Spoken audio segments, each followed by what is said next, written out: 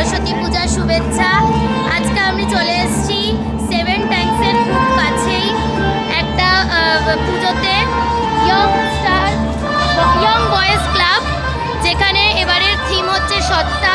কিভাবে তোমরা আসবে সব ডিটেলস ভিডিওতে দেখতে পাবে। হ্যালো বন্ধুরা, আজ তোমরা দেখতেই পাচ্ছ আমি কোথায় চলে গেছিলাম। আজকে আমি চলে গেছিলাম ইয়ং বয়েজ ক্লাবের পুজোয়, যেটা রয়েছে দমদম সেভেন ট্যাঙ্কস বা হচ্ছে পাইকপাড়ার ভেতরে নর্দার্ন অ্যাভিনিউতে। তোমরা কিভাবে যাবে এই পুজোতে? আজকে আমি দুটো ফেমাস পুজোতে চলে গেছিলাম। আর একটা পুজোর ভিডিও পরে আসছে। আগের দিনও তোমাদের একটা ভাইরাল সরস্বতী পুজো দেখিয়েছিলাম। আজকেও আমি দুটো সরস্বতী পুজো দেখাবো।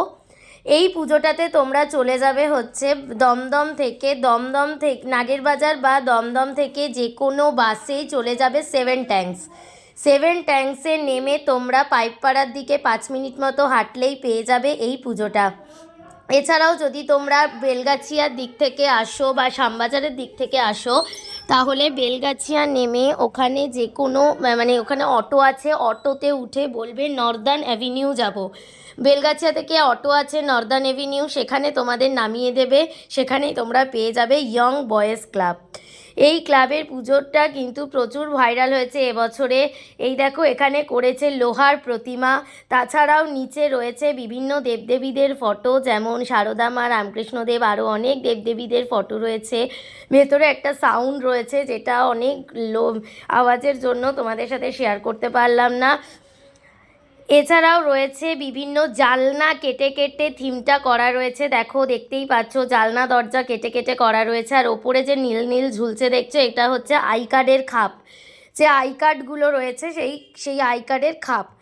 এছাড়া এদের ভাবনা ছিল এবছরে সত্তা, যেটা করেছিলেন হচ্ছে অর্কদীপ সাহা। এরা বিগত কয়েক বছর ধরেই হচ্ছে প্রাইজ পাচ্ছে।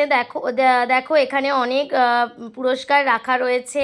এখানে থিমের নাম এবং যিনি ভাবনাটা ফুটিয়ে তুলেছে তার নাম দেওয়া রয়েছে। তোমরা সবাই এই পুজোতে আসো। যতগুলো আমি ভাইরাল সরস্বতী পুজো দেখালাম সবকটাই তোমরা যাও এবং কেমন লাগলো তোমাদের অবশ্যই কমেন্ট করে জানিও। আরও শেয়ার করো, কমেন্ট করো, সাবস্ক্রাইব করো, আরও অনেক ভিডিও দেখতে পাবে।